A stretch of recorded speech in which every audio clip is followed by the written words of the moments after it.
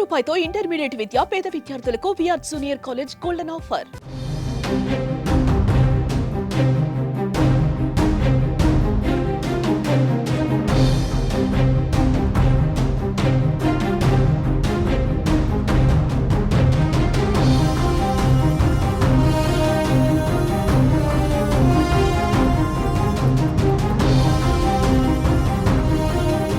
తెలంగాణ మంత్రి కొండ సురేఖ నాంపల్లి స్పెషల్ కోర్టుకు హాజరయ్యారు. హీరో నాగార్జున పరువు నష్టం పిటిషన్ దాఖలు చేశారు.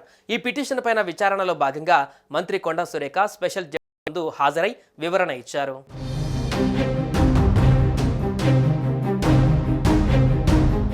గతంలో బీఆర్ఎస్ వర్కింగ్ ప్రెసిడెంట్ కేటీఆర్ ను విమర్శించే క్రమంలో కొండ సురేఖ కేటీఆర్తో పాటు నాగార్జున కుటుంబంపై కూడా వివాదాస్పద వ్యాఖ్యలు చేశారు.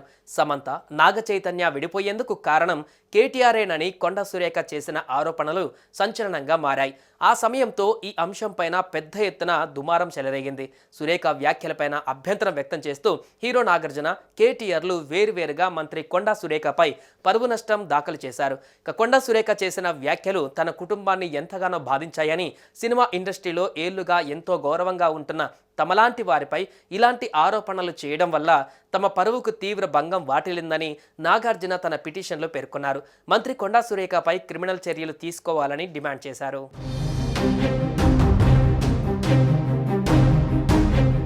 మరోవైపు నాగార్జున తరపు న్యాయవాది ఇప్పటికే కోర్టులో తమ వాదనలు వినిపించారు. నాగార్జున కుటుంబంపై మంత్రి కొండా సురేఖ తీవ్ర అభ్యంతరకర వ్యాఖ్యలు చేశారని గుర్తు చేసిన న్యాయవాది ఆ వ్యాఖ్యలను అన్ని మీడియా సంస్థలు ప్రచురితం చేసిన తర్వాత ట్విట్టర్లో క్షమాపణ కోరుతూ పోస్టు పెట్టారని తెలిపారు. మంత్రి పెట్టిన పోస్టును ధర్మాసనానికి చదివి వినిపించారు.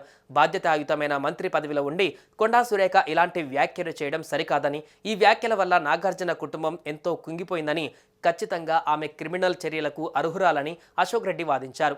ఇప్పటికే ఈ కేసులో నాగార్జున సహా మాజీ మంత్రి కేటీఆర్ సాక్షుల వాంగ్మూలాలు తీసుకున్న కోర్టు మంత్రి కొండ సురేఖను కూడా కోర్టు ఎదుట వ్యక్తిగతంగా హాజరై ఆమె చేసిన వ్యాఖ్యలపైన వివరణ ఇవ్వాలని సమన్లు జారీ చేసింది. ఈ నేపథ్యంలో కొండ సురేఖ తన లాయర్ గురుప్రీత్ సింగ్తో కలిసి కోర్టుకు హాజరయ్యారు.